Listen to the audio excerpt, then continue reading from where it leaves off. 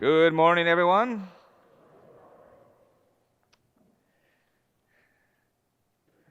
Is it the amount or the percentage? Who cares? Okay. Is it the amount or the percentage? Who cares? We need to address that. Before we do, let's do a little bit of a review from last week. Before we do that, I'm just going to mention it is BFF season. BFF season, not best friends forever season. It's big fat fly season, all right? So you're going to see me up here batting around or whatever. If you didn't see the fly while I was proclaiming the gospel, it was because you were asleep, or that you were way far back there. But I'm up here. If you just kind of see me do this or something like that, it's probably because there's a big fat horsefly. If I could catch him, I could put a saddle on him, fly him around. All right, they're that big. All right, so I am putting out a bounty on every fly. So if you kill a big fat fly, $5. All right. I'm not joking. All right, but you got to kill him. All right, I found one. Here's $5 for it. No. So it was funny. I said that at Sacred Heart, and somebody said, I killed four. I was like, I'll give you $20 right after Mass. No problem. So it is kind of funny how if you're a public person, you have to deal with all kinds of things, including flies. Now, last week, we heard from the great Shema and Leviticus 19:18. All right, and basically what I unfolded in that way is you can't have one without. You can't have one without the other. Now, it wasn't always that way. That was the innovation that Jesus did. So everybody knew you're supposed to love God with all your heart, with all your mind, with all your soul, with all your strength. That's the great Shema. That is to say, hear, O Israel. Okay? So they understood that, but deep buried in Leviticus, and if you've ever read the Bible from front to back, you get to Leviticus and you're like, oh man, it's hard to read. So lots of rules and regulations and stuff. Buried in there is Leviticus 19:18, love your neighbor as yourself. Jesus pulls that and places it together with, you cannot love God without loving your neighbor. And I simply put 3 different things that help us to keep that in mind. First of all, our prayer life. What did you wake up thinking about today?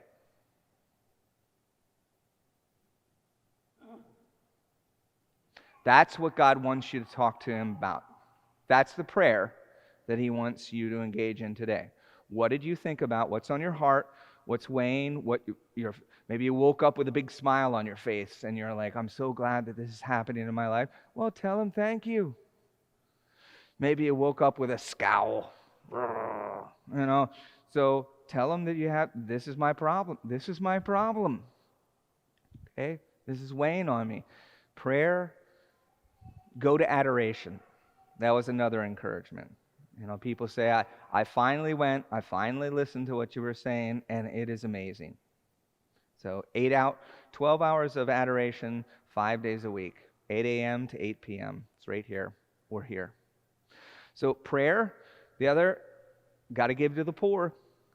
Okay, you can't separate that. You can't separate love of God and, giving to the poor. More about that in a little bit. Then, finally, forgiveness. Let's face it, all of us have people that we need to forgive. And maybe you have forgiven everyone, okay, but it's still, every once in a while, boom, you walk around the corner, you get a trigger. Somebody reminds you of what what they did to a loved one or to you. And you're like, I'm right back there. I am right back there with all of the power of the dark side. Oh, I hate. That's okay. It's okay to be there. But you need to make a decision to forgive. Because if you don't, then two things will happen. Number one, you'll be handcuffed. And number two, you'll be giving that person free rent in your head.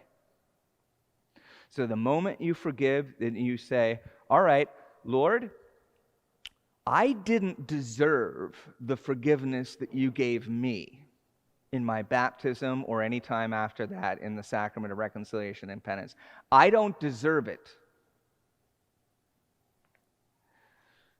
But I'm grateful for your forgiveness. And although this person doesn't deserve my forgiveness, I follow your example and actually your command. Forgive us this day, forgive us our trespasses as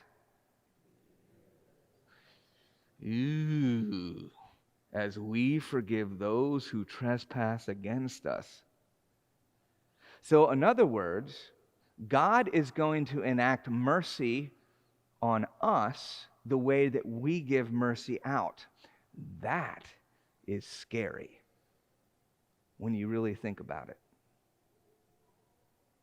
I can see people rustling out there. It's like, well, I'm a good person.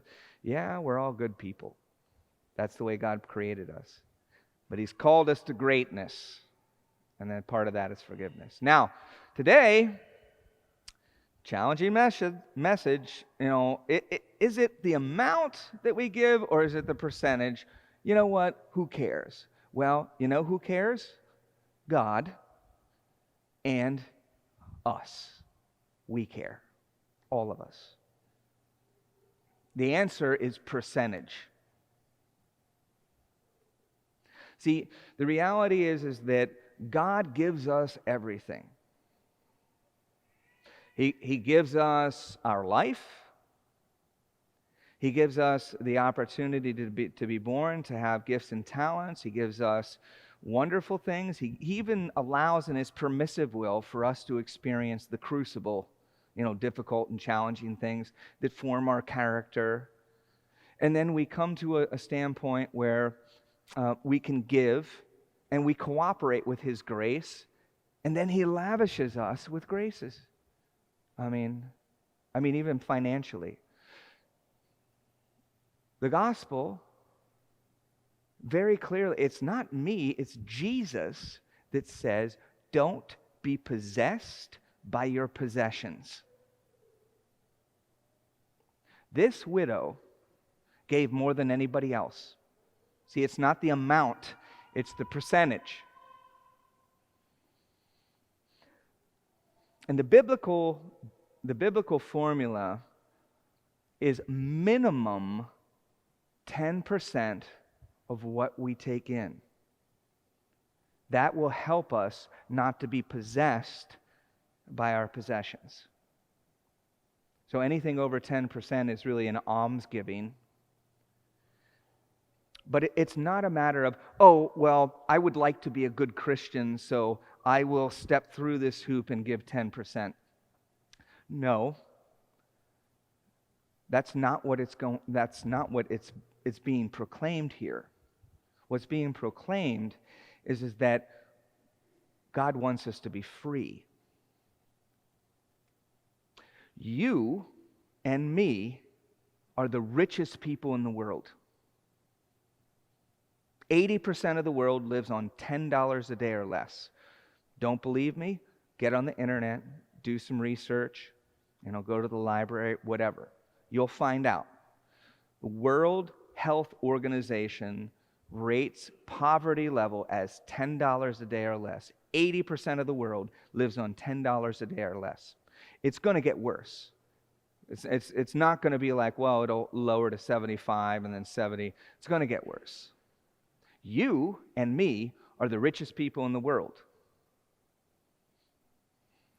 See, there's that fly. The richest people in the world. And God says, don't be possessed by your possessions. Take 10%. You can give some to the church, give the rest to the poor and those that are needy. and you will be free. You'll feel the freedom. You'll feel the joy of what it is to give that money away. And you know what? When you bring in a certain amount, and then you say, wow, 10%, that's a lot. That's amazing. And I get to give this away? And then you start giving it away. And you're filled with joy. I mean, but it's not just the joy that you get from giving, but it's the freedom from being possessed by your possessions. And that's what God wants. Oh, I don't know. I'm looking out. There might be some of you that remember. Who remembers from MTV back in the 80s, The Weasel? Pauly Shore. Anybody? Anybody remember? Oh, there's a few of us. All right. The Weasel. Yeah. So don't be the weasel. Don't try and weasel out of the 10%. So I'll give you an example. So obviously, we're supposed to do it not just in the finances, but time and talent as well. So I've obviously given everything with regards to time and talent. But I could turn around and say, well, I've given time and talent. I don't have to tithe.